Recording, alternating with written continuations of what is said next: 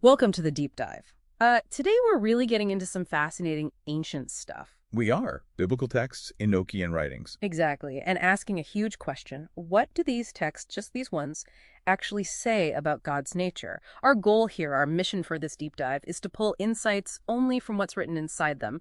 We're trying to leave, external assumptions at the door. That's the key. It's about letting the texts guide us.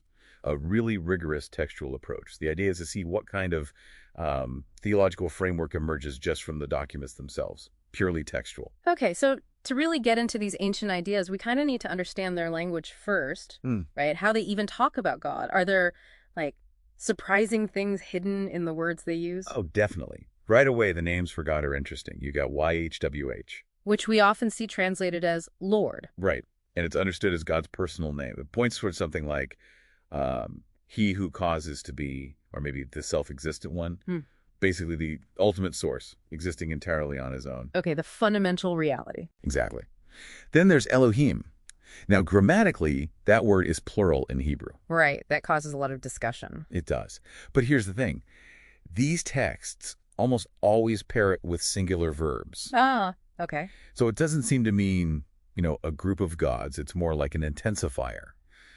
Scholars often call it a plural of majesty.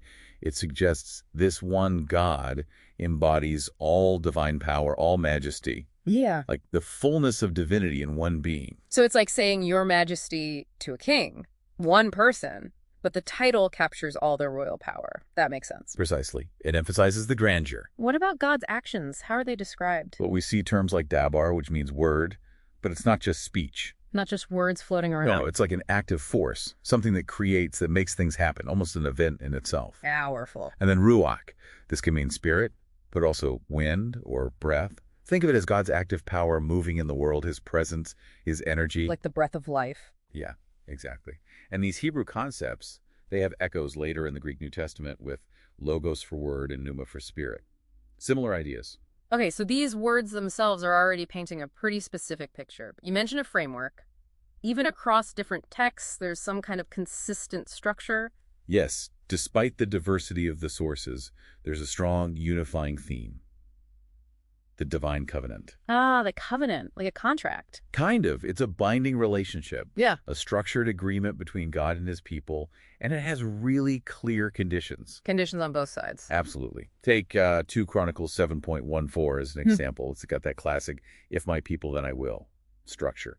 It lays out God's promises, things like forgiveness, healing the land, but also what's required of the people, humbling themselves, praying, seeking God, turning from wickedness. So it's a relationship with clear terms and responsibilities, very structured. Very. It underpins so much of the interaction described in these texts. Okay, so the covenant sets the terms of engagement.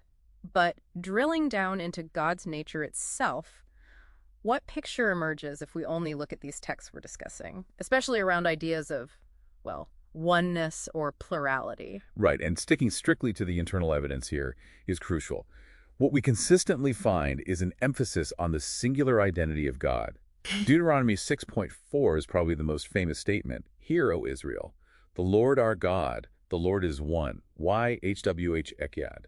One. One, not multiple. That seems to be the core message. And even that plural noun, Elohim, as we discussed, points to the fullness of attributes in that one being, not, multiple personalities or persons. Okay, so the baseline is unity, one God. But then you encounter figures like the angel of the Lord in the Hebrew Bible. He speaks as God sometimes. Yes, that's a key point. Or in John's Gospel, the word that was God and was with God.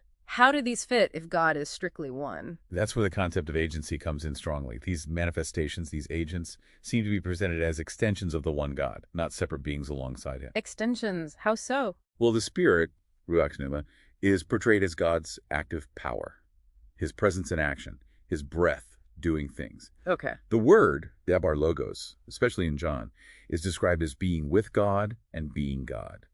It seems to represent God's creative will, his self-expression, his reason made manifest.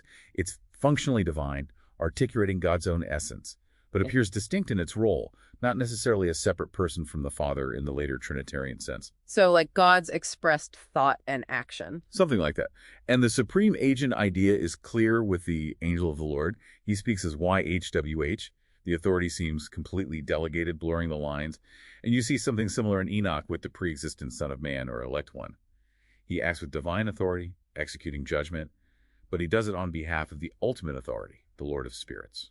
Interesting. So pulling this together, what kind of model does this suggest if we had to label it based only on these texts? It really seems to point towards what you might call a divine monarchy and supreme agency model, meaning one supreme God, identified as the Father or the Lord of Spirits, who is the ultimate source.